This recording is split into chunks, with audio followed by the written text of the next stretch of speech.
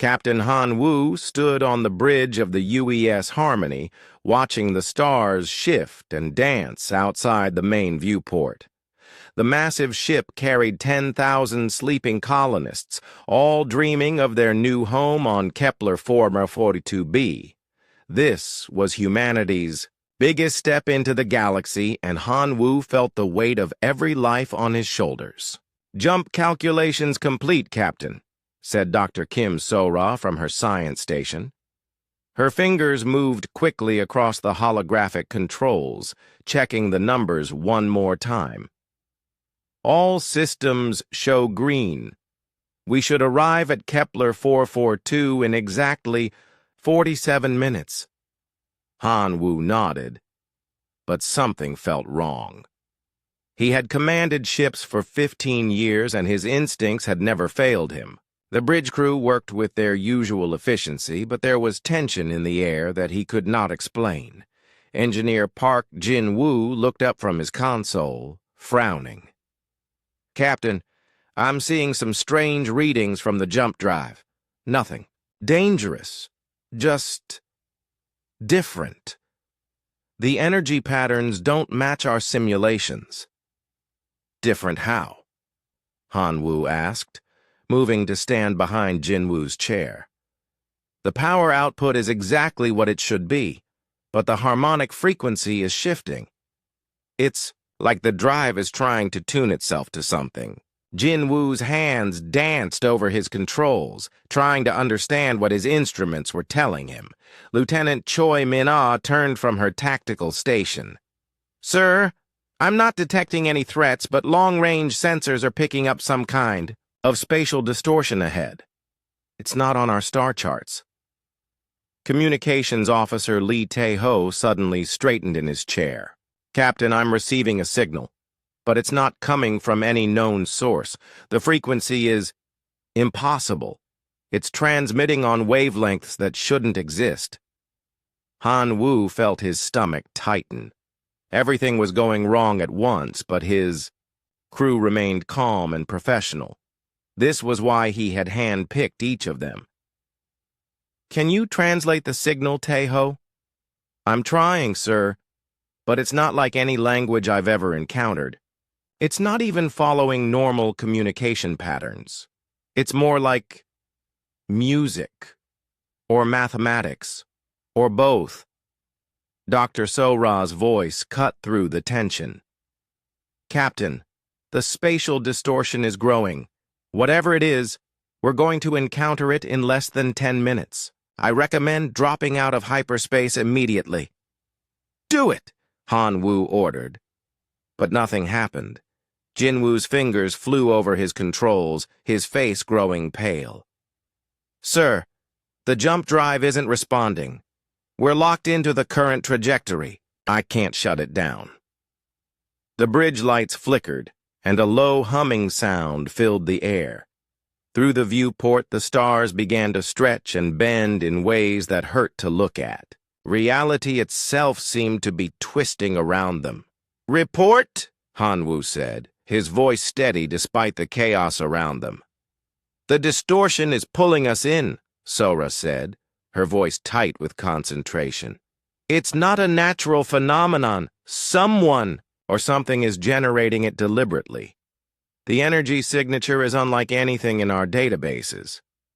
Mina checked her weapons systems, though she knew they would be useless against something that could manipulate space itself. "Sir, whatever. It's bigger than anything we've ever encountered.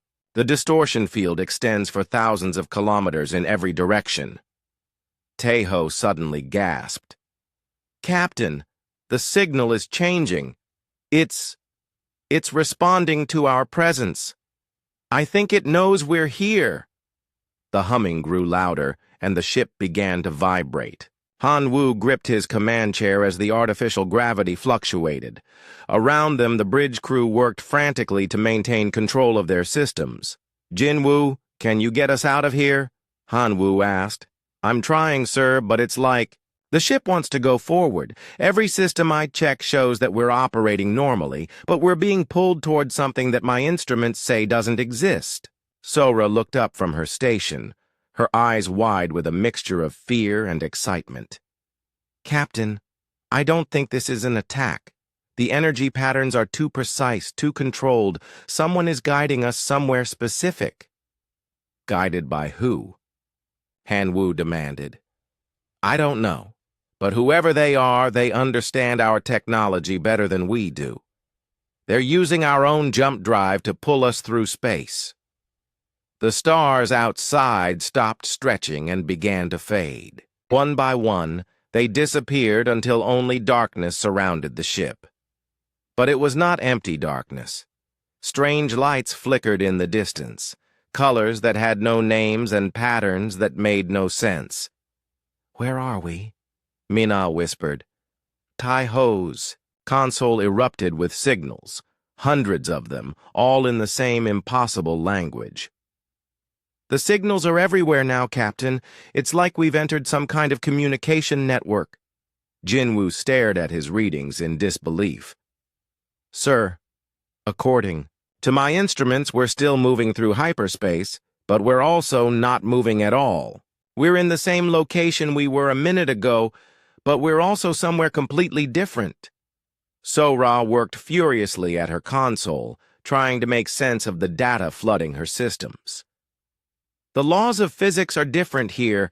Matter and energy are behaving in ways that should be impossible. But somehow, our life support systems are adapting.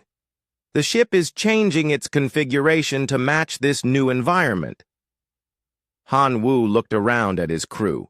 They were scared, but they were still working, still trying to understand and overcome whatever they faced. This was humanity at its best, he thought.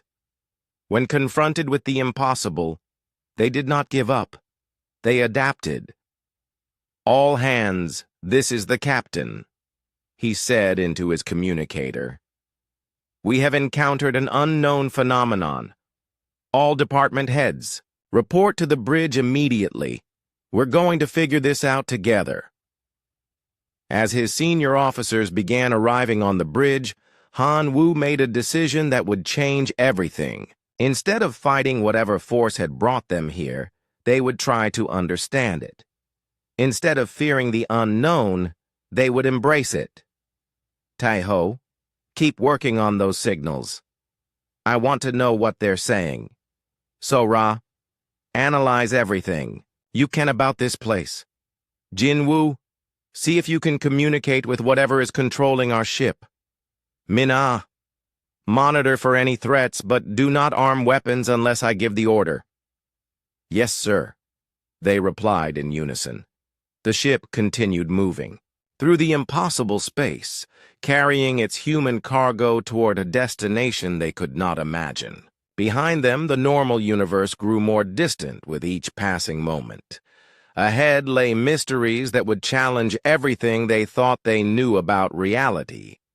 But Han Wu was not afraid.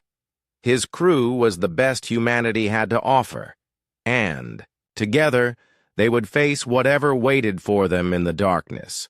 They would prove that humans could adapt to anything, overcome any challenge, and find solutions where none seemed to exist.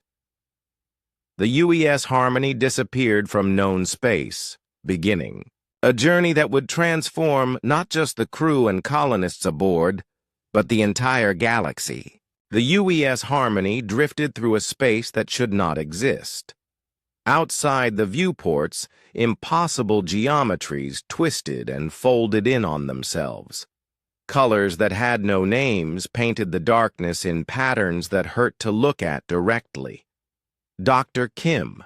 Sora had given up trying to measure their location 3 hours ago, when her instruments insisted they were simultaneously everywhere and nowhere. Captain, Communications Officer Lee Tae-Ho called out, his voice tight with excitement and fear. The signals are getting stronger. I think something is trying to talk to us. Captain Han Wu moved to Tae-Ho's station, studying the wave patterns dancing across his screens. Can you understand any of it? Not words, exactly, But there are mathematical structures in the transmission. Prime numbers, geometric sequences, universal constants. Someone is trying to establish common ground for communication. Engineer Park. Jinwoo looked up from his console, confusion written across his face. Sir, this is going to sound crazy, but I think the ship is fixing itself.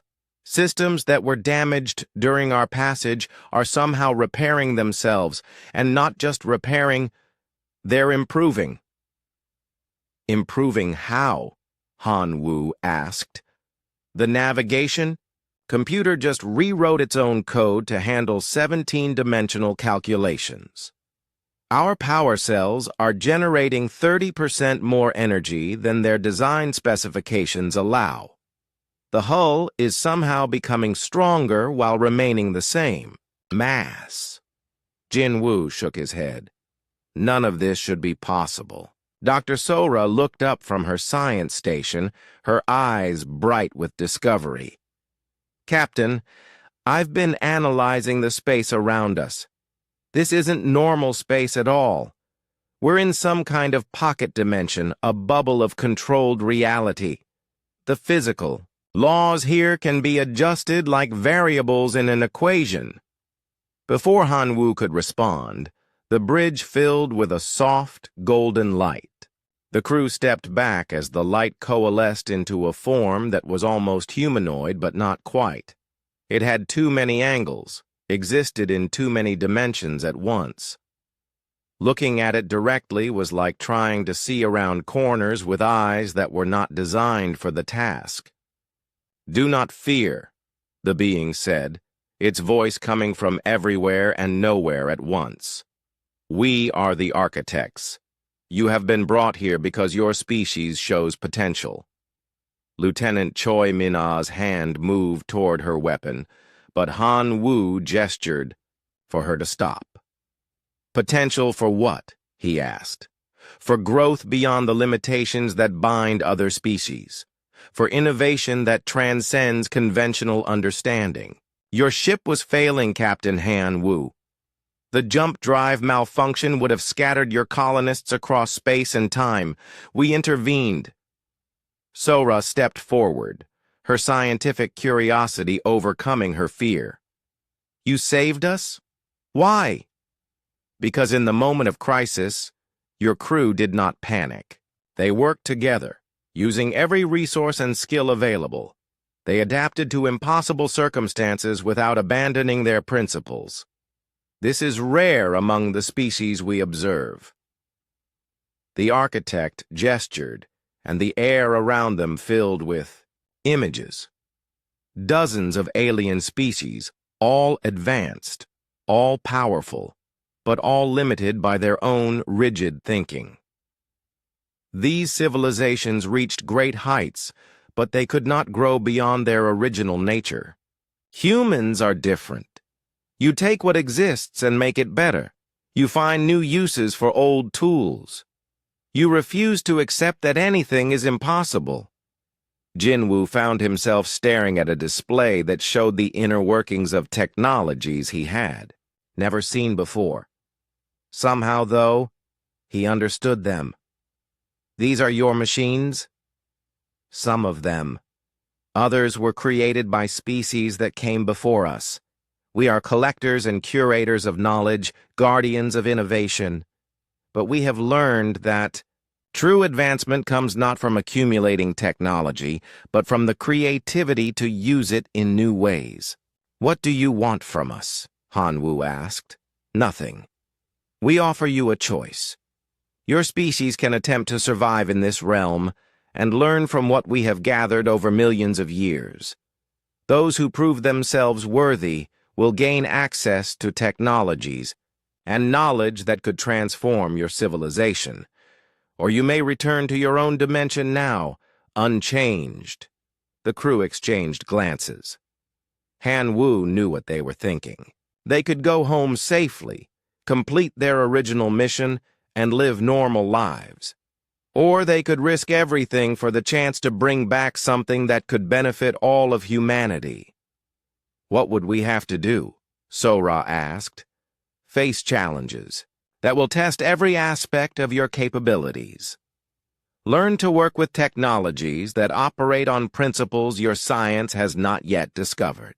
Prove that humanity can grow beyond its current limitations without losing what makes you uniquely human. Minna stepped forward. And if we fail? Failure is not death. It is simply an end to the testing. You would return home with the knowledge that you tried. But we do not believe you will fail. Your species has already demonstrated the qualities we seek. Tejo suddenly straightened. The colonists. What about the 10,000 people in the sleeper pods? They are safe. Time moves differently here. You could spend years in this realm, and only days would pass for them. If you choose to accept our challenge, they will sleep peacefully until you are ready to return. The architect paused, allowing the humans to process this information. We should tell you that others have attempted these trials. The Kalari with their advanced mathematics, the Threnodi with their mastery of energy manipulation, the Vorthan Collective with their perfect unity of thought, all were impressive in their own ways. But none succeeded, Han Wu guessed. They succeeded in their areas of expertise but could not adapt beyond them. The Kalari could solve any equation but could not imagine new types of mathematics. The Threnodi could control vast energies but could not conceive of gentler applications.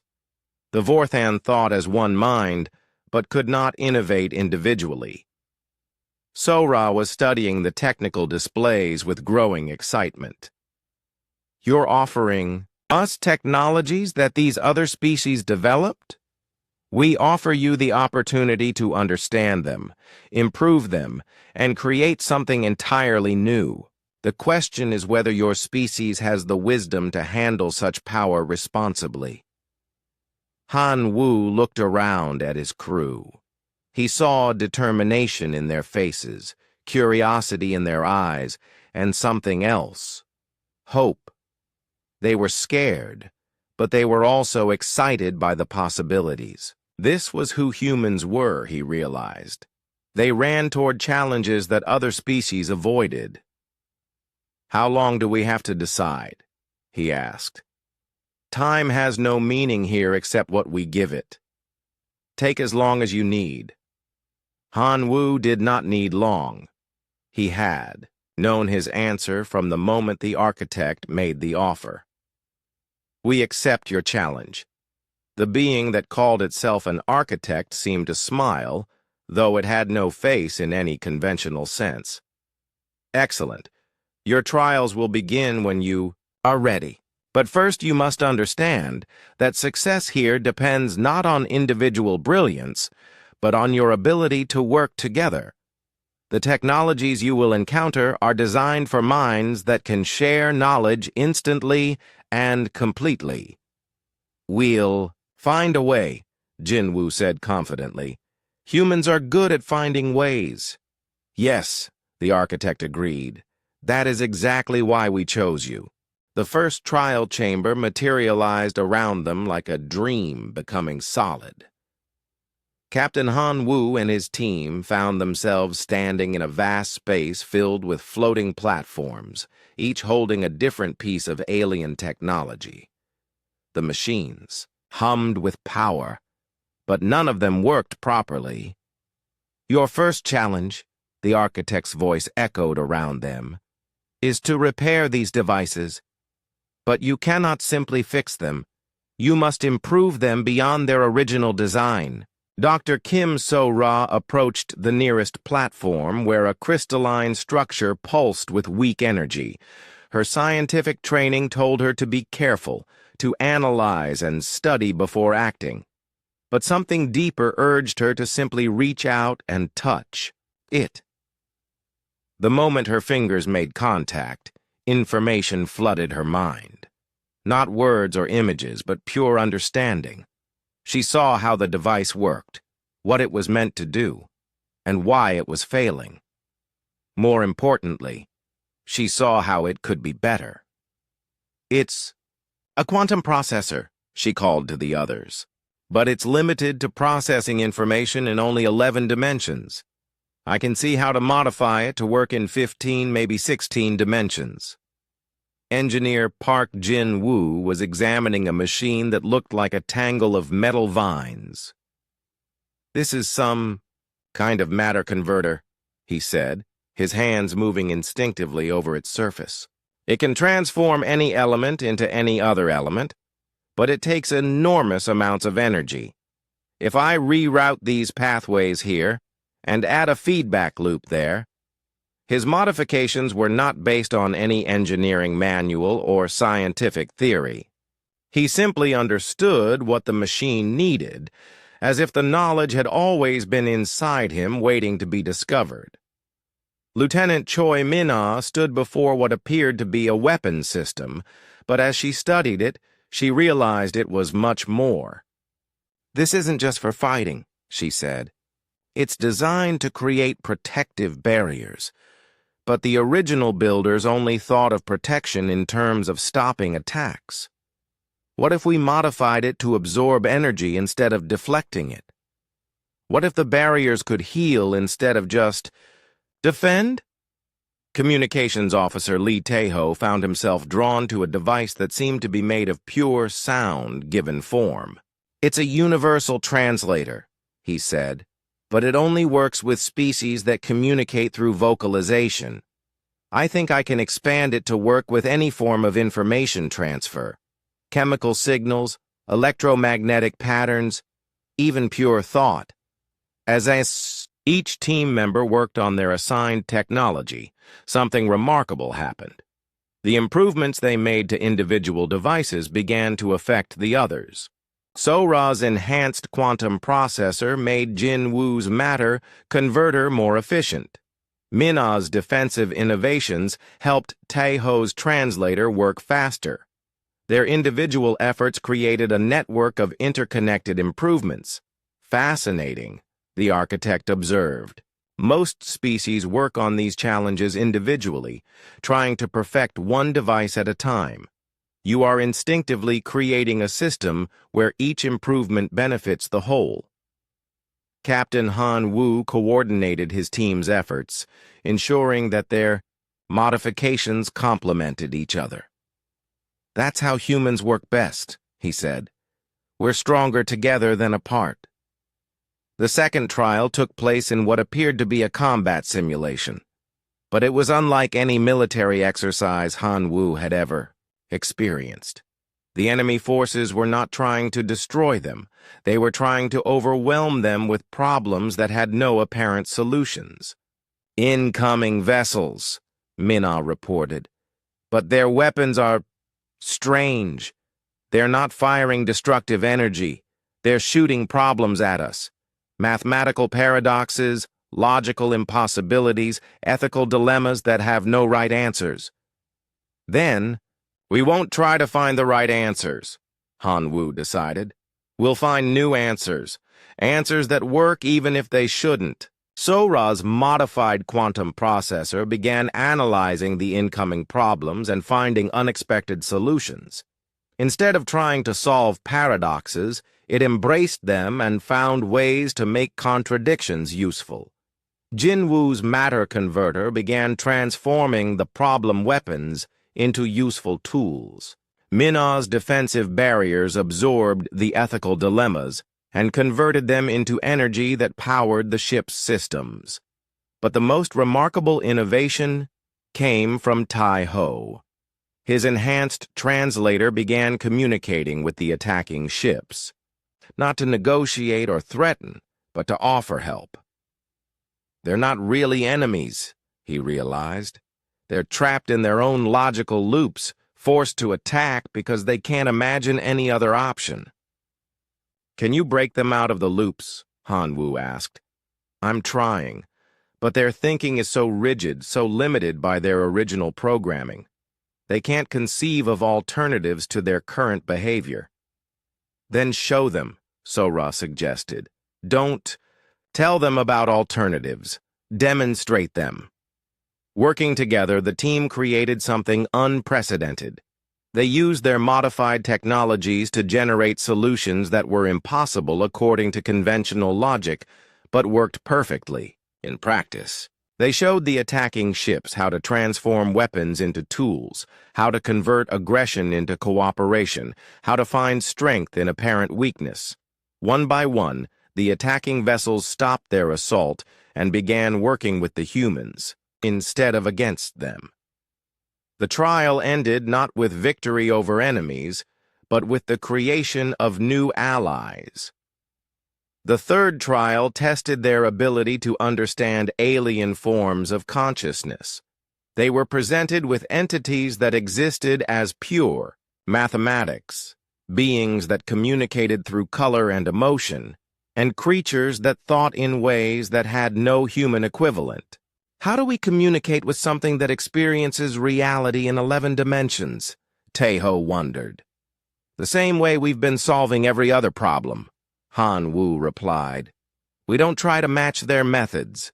We find new methods that work for everyone. Sora's quantum processor began generating mathematical languages that could bridge the gap between human and alien thought patterns. Jinwu's matter converter created physical interfaces that allowed different types of beings to interact safely. Minna's defensive systems evolved into protective spaces where incompatible forms of consciousness could meet without harm. But the real breakthrough came when Taeho realized that communication was not about finding a common language. It was about creating new forms of expression that had never existed before. His enhanced translator began generating hybrid communication methods that combined human creativity with alien precision, human emotion with alien logic, human adaptability with alien stability. You have passed the trials, the architect announced, as the test chamber faded away. But more than that, you have exceeded them. You have not simply mastered our technologies, you have improved them in ways we never imagined. How did we do it? Sora asked. I mean, I understand what we did, but not how we knew to do it. Because you think differently than other species, the architect explained. Most civilizations see technology as fixed, unchangeable. You see it as raw material for something better. You take what exists and ask not, how does this work? But, how can this work better? Han Wu looked around at his team. They were exhausted but exhilarated. They had faced impossible challenges and found impossible solutions. What happens now? He asked. Now you face a choice, the architect said. You have proven that your species can handle technologies beyond your current understanding. You can take what you have learned and return to your own dimension, carrying knowledge that will transform human civilization. Or you can remain here and learn to become like us, guardians of knowledge for all species. The choice was easier than it had been before. They had seen what they could accomplish working together, and they knew their duty was to their own species and to the galaxy that awaited them. We go home, Han Wu said without hesitation. But we take your gifts with us, and we use them to help everyone. The architect seemed pleased. Then prepare yourselves. You are about to become the bridge between what is and what could be. The architect led them to a chamber that defied description. It existed in more dimensions than human eyes could process, filled with technologies that seemed to bend reality around themselves. Captain Han Wu felt his mind struggling to comprehend what he was seeing, but Dr. Kim Sora's modified quantum processor helped translate the impossible into something they could understand. These are the gifts we offer, the architect said, gesturing to the assembled technologies. Each one represents thousands of years of development by different species, refined and perfected by countless civilizations. But they are not complete. They await the touch of human innovation. Engineer Park Jin-woo approached a device that looked like a sphere made of crystallized starlight. "What does this one do?" "It converts thought into reality," the architect explained. But previous species could only use it to create what they could already imagine. They were limited by their own preconceptions. Jin-woo reached out and touched the sphere. Immediately, he understood its potential. "It's not just about imagination," he said excitedly. "It's about possibility. What if we modified it to create things that no one has ever imagined? Things that exist in the spaces between thoughts?" As his hands worked over the device, it began to change. The crystal sphere expanded and folded in on itself, becoming something that was both simpler and infinitely more complex. When he finished, it hummed with new potential. "Remarkable," the architect observed. "You have turned a tool for creating the known into a tool for discovering the unknown." Dr. Sora found herself drawn to what appeared to be a medical device, but as she studied it, she realized it was much more. "This can heal at the cellular level," she said, "but only specific types of damage. What if we expanded it to work with anything that was broken or incomplete?" Her modifications transformed the healing device into something unprecedented. It could repair not just biological damage, but damaged relationships, broken ecosystems, even fractured societies. It worked by understanding the ideal state of whatever it touched and gently guiding it back to wholeness. Lieutenant Choi Min-ah examined what looked like a weapon system, but she quickly realized it was designed for protection rather than destruction. "This creates defensive barriers," she said, "but they only stop attacks. What if we modified them to transform attacks into something beneficial?" Her innovations turned the defensive system into something revolutionary. The barriers did not just stop hostile energy, they converted it into power for the ship's systems. They did not just deflect physical attacks, they absorbed the kinetic energy and used it to strengthen the ship's hull. Most remarkably, they could even transform hostile intentions into cooperative impulses. Communications Officer Lee Tae-ho worked with a device that appeared to be made of pure information. "It's a translation system," he said, "but it only works with languages that already exist. What if we modified it to create new forms of communication that work better than anything that exists now?" His modifications produced something extraordinary. The enhanced translator could create hybrid languages that combined the best features of different communication methods. It could generate musical languages for species that thought in harmonies, mathematical languages for species that understood reality as equations, and emotional languages for species that communicated through feeling. But the most significant gift was the one the architect offered to Captain Han-woo personally. "This is a command interface," the being explained, showing him a device that looked like a constellation of connected stars.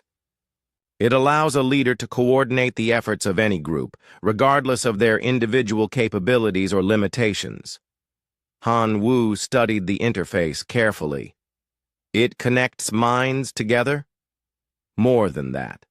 It allows different types of consciousness to work together as if they were parts of a single organism, while still maintaining their individual identities and creativity." As Han-woo integrated the interface with his own neural patterns, he felt his understanding expand. He could sense the thoughts and capabilities of his crew members, not as intrusions into their privacy, but as resources they were willingly sharing. He could coordinate their efforts with perfect precision while still allowing them complete freedom to innovate and create. "These technologies," the architect said as the crew finished their modifications, "represent a fundamental shift in how your species will interact with the universe. But they come with a responsibility. They can only be used for creation, never destruction. They only work when employed for the benefit of all, never for the advantage of few. Dr. Sora looked up from her work. How do they enforce that limitation? They do not need to be enforced. They are built into the fundamental nature of the technologies themselves. Selfish or destructive intentions simply cause them to stop working. They respond only to minds that seek to improve, to heal, to create, and to connect. Engineer Jin Woo had been quiet, studying the way all their modifications were working together. They're not just individual tools, he realized. They're part of a larger system. Each one makes the others work better. Exactly. And now we offer you the final choice. You can take these technologies and return to your own dimension. But once you leave this realm, you will be responsible for determining how humanity uses these gifts. You will be the guardians of knowledge that could transform your entire galaxy. Captain Han Wu looked around at his crew. They had all been changed by their experiences here. They were still human, but they were also something more. They had become bridges between what humanity was and what it could become. There's no other choice, he said. We have to take this responsibility. Humanity deserves the chance to grow beyond its current limitations. And if your species proves unworthy of these gifts? The architect asked. Then we'll have to make them worthy, Han Wu replied. That's what humans do. We rise to meet our challenges. The architect gestured, and the UES harmony appeared around them, but it was transformed. The ship looked the same from the outside, but every system had been enhanced with architect technology. The bridge controls now responded to thought as well as touch. The engines could fold space without creating dangerous gravitational effects. The life support systems could adapt to any environment, even ones that should be impossible for humans to survive. Your ship is now a living synthesis of human engineering and architect knowledge, the being explained. It will serve as your laboratory for learning to integrate these technologies with your existing civilization. Communications Officer Tae-ho was studying his new console, amazed at its capabilities. With this equipment, we could establish communication with any intelligent species, regardless of how different they are from us. And with the medical systems, Dr. Sora added, we could cure diseases that affect any form of life, not just humans. Lieutenant Minna was examining the enhanced defensive systems. These could protect entire planets without threatening anyone. We could end conflicts by making them pointless. Engineer Jin Woo summed up what they were all thinking. We're not just bringing back new technology. We're bringing back a new way of thinking about what's possible. The architect began to fade, but its voice remained clear. Remember this, humans. The greatest power is not the ability to force change, but the ability to inspire it. Use these gifts wisely, and your species will become a force for transformation throughout the galaxy. As the strange realm around them began to dissolve, Captain Han Wu made one final log entry. Today, humanity became something new. Not better than what we were, but more than what we were. We're going home now, but we're bringing the future with us. The UES Harmony slipped back into normal space, carrying within its hull technologies that would challenge every assumption about what was possible. The crew had become more than explorers or colonists. They had become the carriers of a new age for all intelligent life. Admiral Yoon Jae-sung was reviewing daily reports in his office aboard Earth Defense Station Alpha when every alarm in the facility started screaming at once. The massive orbital platform shuddered as defense systems that had been dormant for decades suddenly came online automatically. "Admiral!" Lieutenant Park called from the communication station. "We have an unidentified vessel appearing in Earth orbit. Energy signature is off the charts. It just materialized out of nothing." Yoon rushed to the command center, his mind racing through possibilities. No known technology could simply appear in Earth's heavily monitored space without being detected during approach. "Show me," he ordered. The main display activated, showing a ship that looked familiar but wrong. It had the basic design of a human vessel, but something about it made his eyes water when he tried to focus on specific details. The energy readings were impossible. The ship was generating more power than a small star while showing no signs of weapons or engines. "Sir," the sensor operator called out, "the computer is having trouble processing the scan data. It keeps giving contradictory readings. According to these instruments, the ship is simultaneously made of normal matter and something that doesn't exist." "Can you identify the vessel?" Yoon asked. There was a long pause.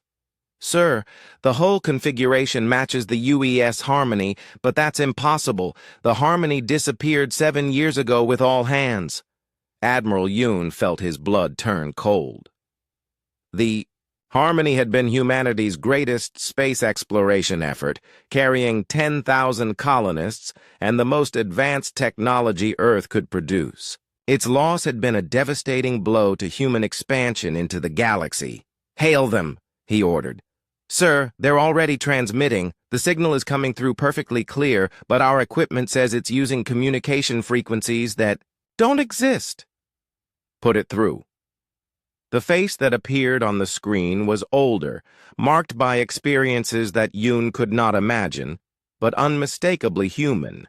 "Admiral Yoon, this is Captain Han Wu of the UES Harmony requesting permission to dock. We're coming home." Captain Han Wu? Yoon stared at the screen in disbelief.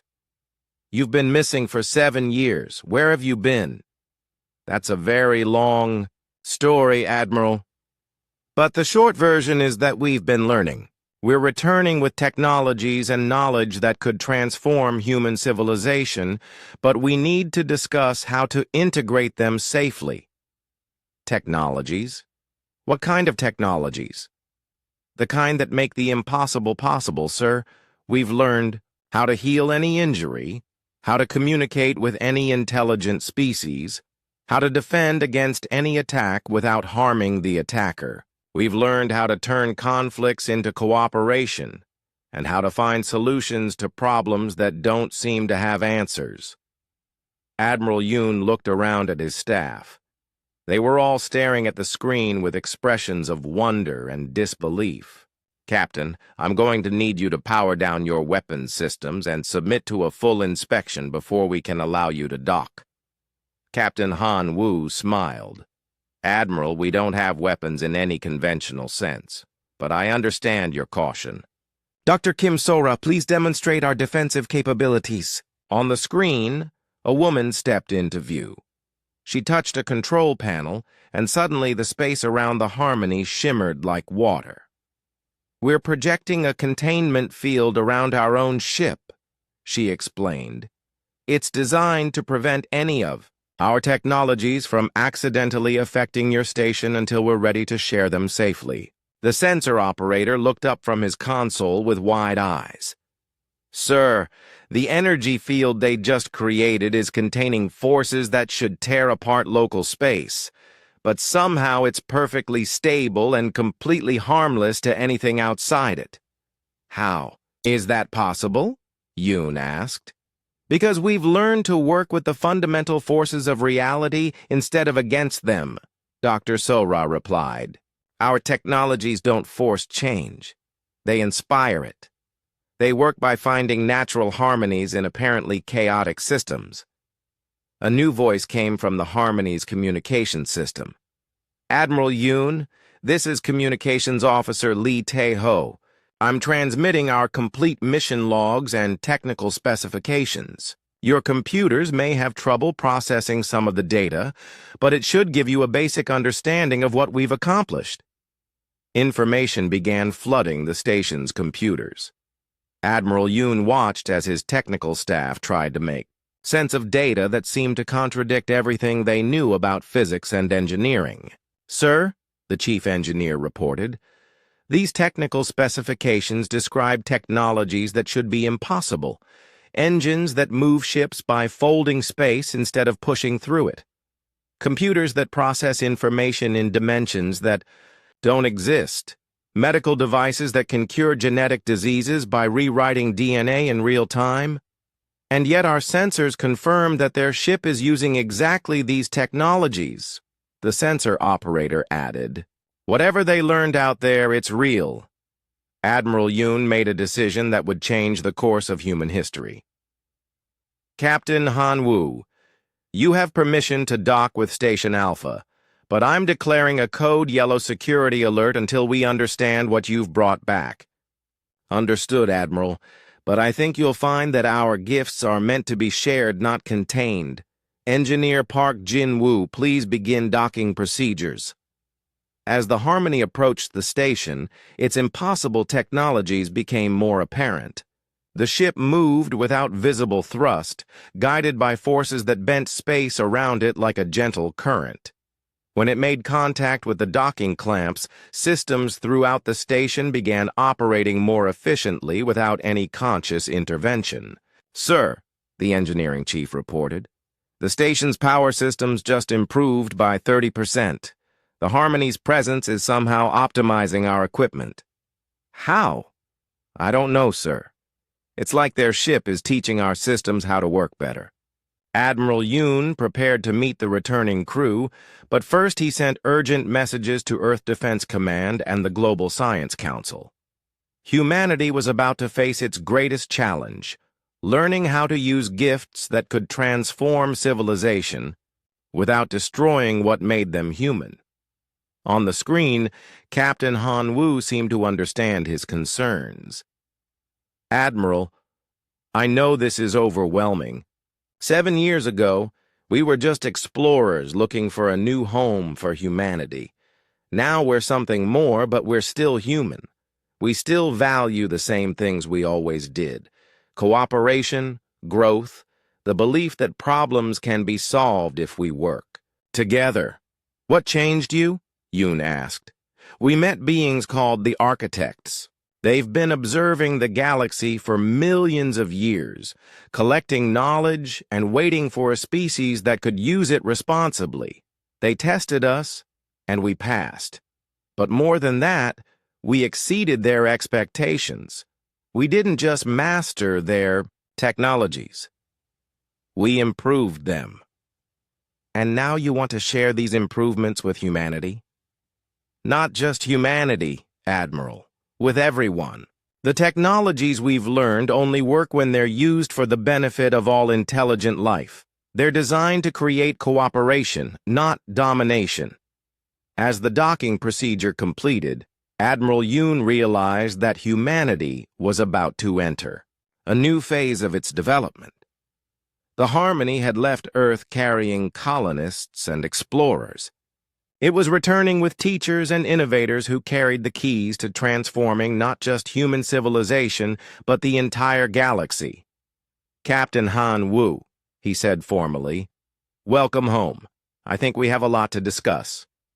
"Yes, sir, we do. But first, let me show you something that will help you understand what we're offering." The screen filled with an image of the Harmony's cargo bay. Instead of the empty space it should have contained, it was filled with gardens that defied every law of botany and physics. Plants from dozens of worlds grew together in perfect harmony, creating ecosystems that were more beautiful and productive than anything that existed in nature. This is what's possible when different forms of life work together instead of competing, Captain Han Woo explained. This is what we're bringing back to the galaxy. The main conference room aboard Earth Defense Station Alpha had been hastily converted into a demonstration facility. Representatives from every major nation, scientific organization, and space agency crowded around tables that groaned under the weight of recording equipment. Admiral Yoon Jae-sung stood at the head of the room, trying to maintain his composure as he prepared to witness something that would change everything humanity thought they knew about reality. Captain Han Woo entered with his senior crew, and immediately the atmosphere in the room shifted. The returned officers looked human, but there was something different about them. They moved with a confidence that came from understanding forces that others could not even imagine. Their eyes held depths of knowledge that 7 years of normal experience could never have created. "Ladies and gentlemen," Admiral Yoon began, 7 years ago, the UES Harmony disappeared during humanity's first major colonization mission. Today, Captain Han Woo and his crew have returned with technologies that challenge our understanding of what is possible. Captain, the floor is yours. Han Woo stepped forward, his presence somehow filling the room despite his normal human size. "Thank you, Admiral. I know what we're about to show you will be difficult to believe. 7 years ago, we were just explorers. Today, we return as students who have learned that the universe is far more wonderful and full of possibility than we ever imagined." Dr. Kim So-ra approached a table where a complex piece of medical equipment had been placed. "This is a standard medical scanner from our ship's sickbay," she explained, "but it has been enhanced with principles we learned from beings called the architects. Dr. Martinez, would you volunteer as a test subject?" Dr. Elena Martinez, the station's chief medical officer, stepped forward skeptically. "What exactly are you going to scan for?" "Everything," So-ra replied simply. "But more than that, we're going to show you how healing can work when we understand that all life is connected." She activated the device, and it bathed Dr. Martinez in a gentle golden light. The readings that appeared on the monitor were unlike anything the assembled scientists had ever seen. The scanner was not just detecting medical conditions, it was mapping the complete biological, genetic, and even emotional state of the subject. "Dr. Martinez," So-ra said gently, "you have a genetic predisposition to cardiovascular disease. Your DNA contains a marker that will likely cause problems in about 15 years. Would you like us to fix that?" "Fix it? You mean gene therapy? That would take months of treatment and carry significant risks. Not the way we do it now." So-ra made adjustments to the scanner, and the golden light changed color slightly. The enhanced scanner can rewrite genetic code at the cellular level, but only to correct problems, never to make changes that weren't already part of your body's original blueprint for perfect health. Dr. Martinez felt a warm, tingling sensation, and then nothing. "That's it?" So-ra checked her readings and smiled. "The genetic marker is gone. Your body will now develop exactly as it was meant to, without the flaw that would have caused problems. Later." The room erupted in excited conversation. Dr. Martinez ran her own scans and confirmed that her genetic code had indeed been altered, but in a way that was completely natural and harmless. Engineer Park Jin-woo stepped forward next. "Our technologies don't just fix problems," he said. "They improve everything they touch. Lieutenant Torres, may I examine your communication equipment?" Lieutenant Carmen Torres, the station's communications officer, handed him a standard military radio. Jin-woo held it for a moment, his hands moving over its surface in ways that seemed almost like a caress. "What are you doing to it?" Torres asked. "Teaching it how to be better," Jin-woo replied. "Our technologies work by understanding the ideal form of any device and gently guiding it toward that ideal." He handed the radio back to Torres. "Try it now." Torres activated the radio and gasped. Instead of the usual static and interference, the signal was crystal clear. "I'm receiving transmissions from ships at the edge of the solar system as clearly as if they were in the next room. How is that possible?" Your radio is now working in perfect harmony with all the communication systems it connects to, Jin Woo explained. Instead of competing for signal space, they're cooperating to create a network that benefits everyone. Lieutenant Choi Min-ah demonstrated their defensive technologies by creating a protective barrier around herself. The barrier was invisible, but impenetrable, stopping everything from energy weapons to physical projectiles. But more remarkably, it converted the energy from attacks into useful power. Traditional shields work by deflecting or absorbing attacks, she explained as technicians fired test weapons at her barrier. Our shields work by transforming hostility into helpfulness.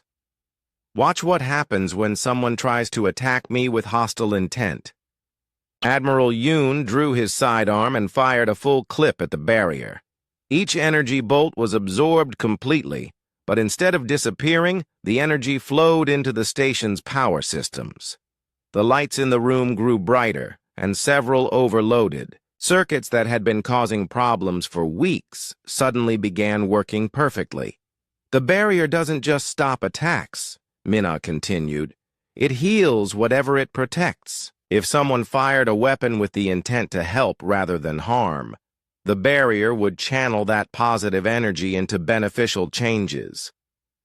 Communications Officer Lee Tae-ho provided the most dramatic demonstration of all.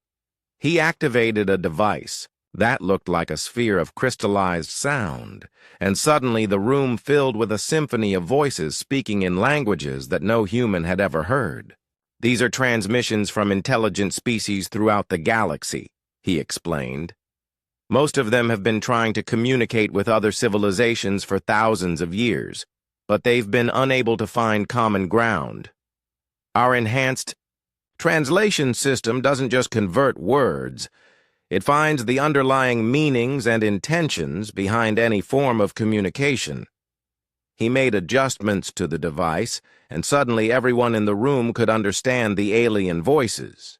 They heard messages of greeting, offers of friendship, invitations to cultural exchanges, and shared scientific discoveries. The galaxy was full of species eager to cooperate and learn from each other, but they had lacked the tools to overcome their differences. We can give every nation, every organization, every individual on Earth the ability to communicate perfectly with anyone, regardless of language, culture, or even species, Tae-ho said. Misunderstandings and conflicts based on poor communication can become things of the past.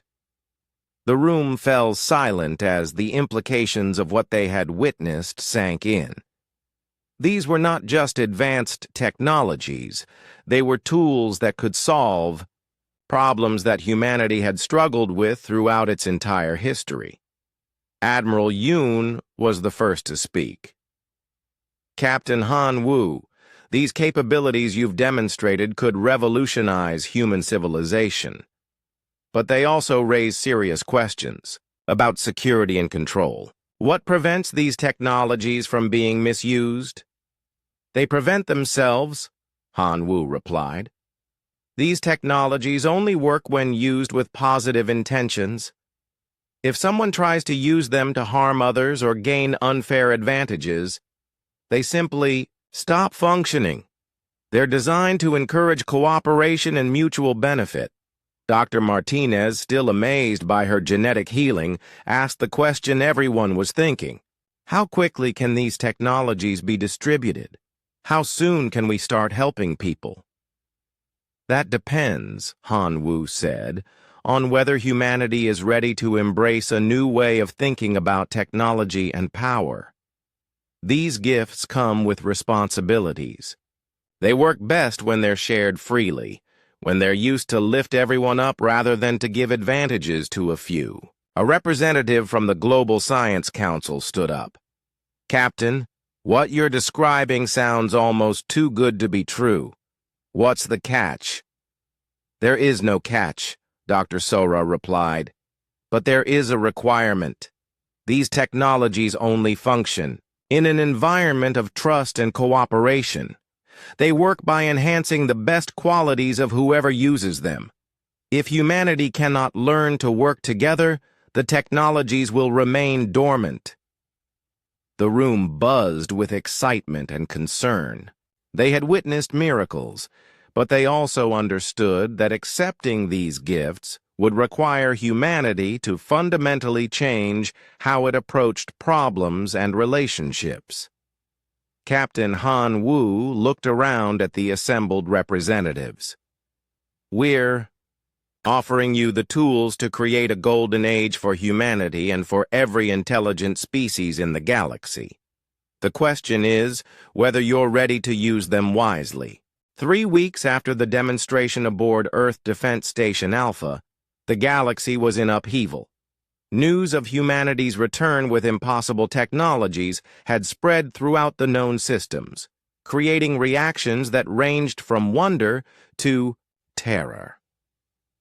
The galactic hegemony, which had maintained order through careful control of technological advancement, saw humanity's gifts as a direct threat to their authority. Admiral Cos Valdrin of the hegemony, Third Fleet stood on the bridge of his flagship, studying tactical displays that showed 50 of the most advanced warships in the galaxy surrounding Earth's solar system. Each vessel carried weapons capable of destroying entire planets, and their combined firepower could reduce Earth to cosmic dust in minutes. "Admiral," his tactical officer reported, "the human vessel Harmony is approaching our perimeter. They're transmitting a message requesting permission to negotiate."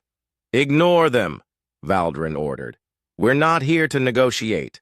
We're here to contain a threat to galactic stability. The humans have somehow acquired technologies that upset the natural order. Such power cannot be allowed to spread unchecked." On the bridge of the UES Harmony, Captain Han Wu watched the massive alien fleet with calm determination. "Communications Officer Lee Tae-ho, are you receiving their transmissions?" "Yes, sir. They're coordinating an attack plan.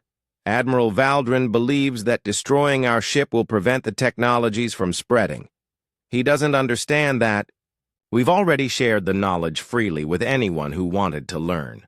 Dr. Kim So-ra looked up from her science station. "Captain, their weapons are charging. Energy signatures indicate they're preparing to fire everything they have at us simultaneously. Do we have enough power to defend against that kind of assault?" asked Lieutenant Choi Min-ah from her tactical station.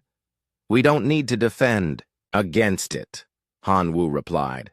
"We're going to do something better. Min-ah, prepare the Harmony field generators. Jin Wu, route all available power to the conversion matrices. So-ra, begin calculating transformation algorithms for 50 different ship configurations." Engineer Park Jin-woo's hands moved over his console with practiced efficiency. "Sir, if we transform their weapons instead of deflecting them, the energy discharge could enhance their ship systems beyond their design specifications. They might not survive the improvements." "Then we'll have to be careful," Han Wu said. "Tae-ho, open a channel to the hegemony fleet." The main screen activated, showing Admiral Valdrin's stern face. "Human vessel, you will surrender your technologies immediately or face destruction. You have 1 minute to comply." "Admiral Valdrin," Han Wu replied calmly, "we understand your concerns about technological disruption, but destroying us won't solve the problems you're worried about. Instead, let us show you how our technologies can benefit everyone, including the hegemony. Your technologies threaten the stability that has maintained peace in this galaxy for 10,000 years, Valdrin snarled. Some powers are too dangerous to exist. All weapons! Fire! He ordered. 50 starships unleashed enough destructive energy to vaporize a small moon. The space around the Harmony filled with deadly force that should have reduced the human vessel to scattered atoms. But instead of destroying their target, something impossible happened. The harmony field generators that engineer Jin Woo had prepared absorbed every energy blast and converted them into pure creative force. The overwhelming assault became a gift that enhanced not just the harmony systems, but the systems of every ship in the fleet. Admiral Valdrin stared in shock as his tactical displays showed impossible readings. "What have they done to our ships?" "Sir," his engineering officer reported, "our weapons have been transformed into construction tools. Our engines are running at twice their normal efficiency. Our life support systems are producing air that's purer than anything we've ever breathed. And our computers are somehow thinking faster and more clearly than ever before." Throughout the fleet, similar reports came in. The human vessel had not defended itself by harming its attackers. Instead, it had defended itself by improving everything around it. Dr. Sora's voice came through the communication system, calm and educational. "Admiral Valdrin, our technologies work by finding the ideal form of whatever they encounter and gently guiding it toward that ideal. Your weapons were designed to project force, so we help them project constructive force instead of destructive force." "This is impossible," Valdrin protested. "You can't simply change the fundamental nature of technology." "We're not changing the fundamental nature of anything," Communications Officer Tae-ho explained. "We're revealing the fundamental nature that was always there. Every tool can be used to create or destroy. We just make it easier to choose creation." Lieutenant Min-ah demonstrated their point by transmitting tactical data to the hegemony fleet. "Admiral, your ships are now equipped with defensive systems that could protect entire star systems from natural disasters. Your communication arrays can now translate between any known languages instantly. Your medical bays can cure diseases that have plagued your species for millennia." The hegemony fleet hung in space, their mission of destruction transformed into an opportunity for unprecedented advancement. But Admiral Valdrin was not ready to accept what had happened. "This is some kind of trick," he declared. "You're trying to weaken us by making us dependent on your technologies." Captain Han Wu appeared on the screen again, his expression patient but firm. "Admiral, our technologies don't create dependency. They create capability. Everything your ships can do, now they're doing with their own systems enhanced to work better than before. You don't need us to maintain these improvements." Engineer Jin Woo transmitted detailed technical specifications to the hegemony fleet. "We're sending you complete blueprints for every modification we've made to your systems. Your own engineers can study them, understand them, and improve on them further. We're not trying to control you. We're trying to teach you." Admiral Valdrin found himself in an impossible situation.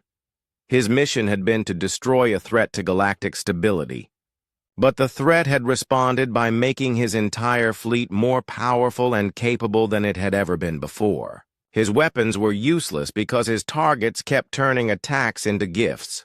"Sir," his tactical officer reported quietly, "the crew is requesting permission to study the technical data the humans have provided. Our engineers believe we could apply these principles to improve every ship in the hegemony fleet." "And our medical staff," added the ship's doctor, "wants to begin implementing the healing technologies immediately. We have crew members suffering from conditions that could now be cured in minutes." Valdrin looked around at his bridge crew and saw excitement in their eyes instead of the military discipline he expected. The human technologies were not just enhancing their equipment. They were inspiring hope and creativity in ways that strict hegemony protocols had never encouraged. "What do you want from us?" he asked finally. "Nothing," Captain Han Wu replied. "We want to give you the same choice the architects gave us. You can continue operating the way you always have, Or you can learn to use these technologies to create something better than what existed before. Dr. Sora added, "The hegemony has maintained peace through control and limitation. But imagine what you could accomplish if you maintained peace through cooperation and unlimited possibility." Admiral Valdrin made a decision that would change the course of galactic history. "Stand down weapons," he ordered his fleet. "All ships begin analysis of the human technical data. If these technologies are real, then we need to understand them." "They're real, Admiral," Communications Officer Tejo confirmed, "and they're yours to use freely. We ask only that you use them to help others as well as yourselves." As the hegemony fleet began implementing their technological improvements, something remarkable happened throughout the galaxy. Other species that had been monitoring the confrontation saw that the humans had responded to aggression not with counter-aggression, but with gifts that made everyone stronger. One by one, representatives from dozens of civilizations began arriving in Earth's solar system, not as conquerors or judges, but as students eager to learn how to transform competition into cooperation. The test of character was complete. Humanity had proven that true strength came not from the ability to destroy enemies, but from the ability to turn enemies into friends. 1 year after the confrontation with the hegemony fleet, the solar system had become the most visited location in the galaxy. Ships from hundreds of different species filled the space around Earth, not as invaders or conquerors, but as students and collaborators. The Academy of Impossible Solutions, established on a massive space station built cooperatively by dozens of civilizations, had become the center of a transformation that was reshaping the entire galaxy. Captain Han Wu stood in the Academy's central observatory, watching ships arrive and depart in a constant stream of peaceful exchange. Each vessel carried representatives eager to learn how to apply architect technologies to their own unique challenges and opportunities. The Kalari delegation has successfully implemented the enhanced mathematics protocols, Dr. Kim So-ra reported, as she joined him at the viewing wall. They've developed new equations that can predict and prevent natural disasters across their entire star system. "And the Threnody?" Han Wu asked. "They've transformed their energy manipulation abilities into healing technologies that work on a planetary scale. They're restoring damaged ecosystems throughout their territory." So-ra smiled as she watched. A graceful, crystalline Threnody ship dock with the Academy. "They're calling it the Gift of Gentle Power." Engineer Park Jin-woo approached from the engineering section, his face bright with excitement. "Captain, the Vorthon Collective has made an incredible breakthrough. They've learned to use their unified consciousness not just for coordination, but for collective creativity. They're generating innovations that none of them could have imagined individually." "How many species are actively participating now?" Han Wu asked. "Over 300, Communications Officer Lee Tae-ho replied, consulting his enhanced translation device. "And more arrive every day. The network effect is accelerating. Each species that learns to use the technologies improves them in ways that benefit everyone else." Lieutenant Choi Min-ah entered the observatory, followed by a figure that would have been impossible to imagine a year ago. Admiral Kos Valdrin of the Hegemony, now serving as Director of Cooperative Defense Systems. "Captain Han Wu," Valdrin said, his former hostility replaced by genuine respect. "I wanted to update you on the Galactic Peace Initiative. We've successfully eliminated armed conflicts in 17 star systems by converting military resources into cooperative development projects." "How are your people adapting to the changes?" Han Wu asked. "Better than I expected," Valdrin admitted. It turns out that most conflicts arise from scarcity and misunderstanding. When you have technologies that can solve resource problems and communication barriers, the reasons for fighting tend to disappear. Dr. Sora activated a holographic display showing the current state of the galaxy. The transformation is accelerating exponentially. Species that have been enemies for thousands of years are now working together on projects that benefit their entire regions. The display showed dozens of collaborative efforts. The Draconian Empire and the Free Worlds Coalition jointly developing agricultural technologies that could feed both their populations. The machine intelligences of the Nexus working with organic species to create hybrid technologies that combined the best of artificial and natural systems. Even the mysterious energy beings of the Outer Rim had begun sharing their knowledge of dimensional manipulation. What about the colonists? Han Wu asked, remembering the 10,000 humans who had originally traveled on the Harmony's mission. They're thriving, Jin Wu replied. The Kepler 442 colony has become a model for cooperative development.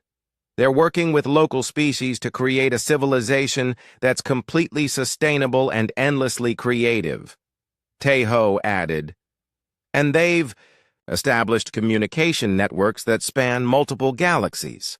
We're starting to receive messages from architect-guided species in distant star clusters.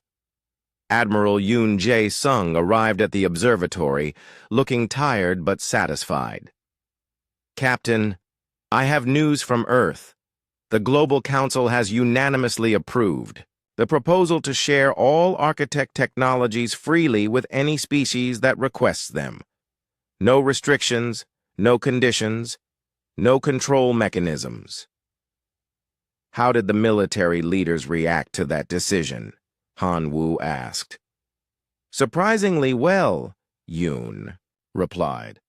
When your primary defense strategy is to make everyone around you stronger and happier, traditional military thinking becomes irrelevant. Our security improves when our neighbors prosper. As they spoke, a new ship appeared at the edge of the Yastush system. It was unlike anything they had seen before, a vessel that seemed to exist in multiple dimensions simultaneously, beautiful and impossible at the same time. Incoming transmission, Taeho announced. It's from the architects, the observatory, filled with the familiar golden light, and the voice of their original guide spoke to them. Humans of Earth, and all who gather in this place of learning, we greet you with joy and recognition. You have exceeded every expectation we held when we first brought your ship to our realm. We had good teachers, Han Wu replied simply. No, the architect corrected gently. You had the wisdom to learn not just our technologies, but our principles. You understood that the greatest power is the power to inspire growth in others. You have become what we always hoped you could be, a species that lifts all others toward their highest potential. Dr. Sora stepped forward. Are there other species like us, other civilizations that have passed your tests? A few, across the vast reaches of space and time. But none have spread their gifts as freely or as effectively as humanity has done.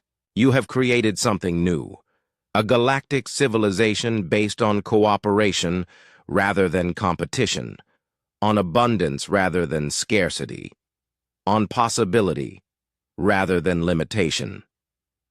The architect paused, and when it continued, its voice carried tones of profound satisfaction.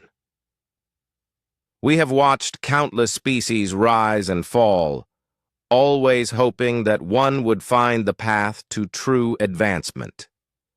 Today, we can say that our long vigil has been rewarded. The galaxy is transforming itself into something beautiful beyond our imagining. What happens now? Lieutenant Minna asked. Now you continue to grow, the architect replied. The technologies we shared with you were just the beginning. As you apply them with wisdom and creativity, you will discover capabilities that even we have not imagined.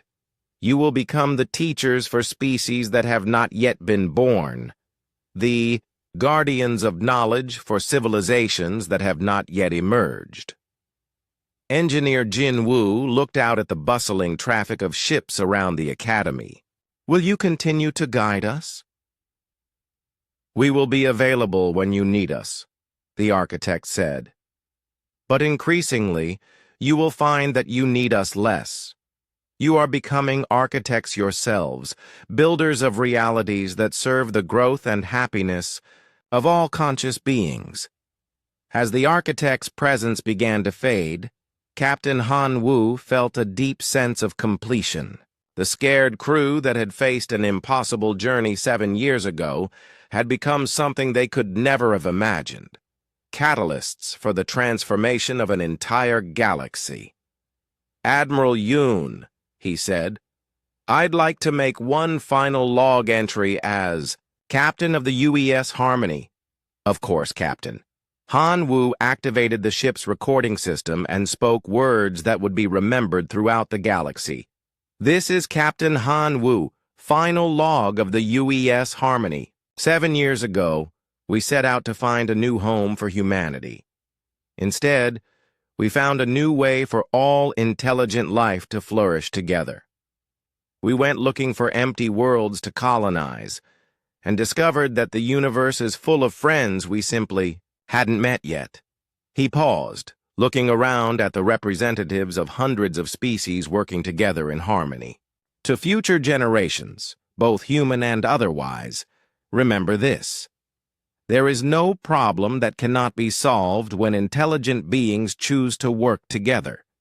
There is no challenge that cannot be overcome when creativity is combined with compassion.